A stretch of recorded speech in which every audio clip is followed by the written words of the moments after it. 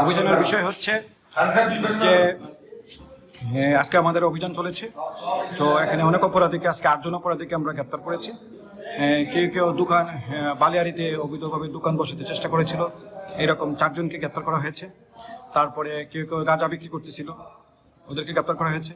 আবার কেউ কেউ আবার ওই যে আপনার হলো দালালি করার জন্য, আমরা টমটম দালাল যাদেরকে আমরা খুঁজি এবং সুরঙ্গ রুমে নিয়ে যাই এই কথা বলে তাদেরকে নিয়ে ওখানে ছিনতাই করে এবং বিভিন্ন জায়গায় খারাপ জায়গায় নিয়ে তাদের পর্যটকরা আটকায়। এই ধরনের একটা চক্র সদস্য, টোটাল মিলে এই 8 সদস্য, বিভিন্ন অপরাধের সাথে জড়িত 8 সদস্য অপরাধীদেরকে আটক করা হয়েছে। আর আমার বক্তব্য হচ্ছে পরিষ্কার, কেউ যদি বিচে দখল করতে চায়, দোকান অবৈধভাবে বসাতে চায় এবং তারা যদি কোনো অপরাধ সংগঠিত করতে চায়, তাহলে কাউকে ছাড় দেওয়া হবে না। এক্ষেত্রে তাদের মদতদাতাদেরকে আমরা এখন খুঁজে বের করবো।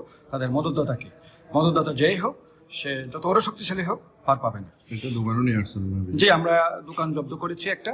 তারপর হলো আমাদের ওই যে টমটমটি দিয়ে পর্যটকদেরকে নিয়ে ফাঁদে ফেলে সেই অপরাধী 2 জন সহ এই টমটমটিকেও জব্দ করা হয়েছে। আর আমরা পুরো মূল হুতাদেরকে আমরা খুঁজে বের করব। খুব শিগগিরই হুতাদেরকে গ্রেপ্তার করা হবে।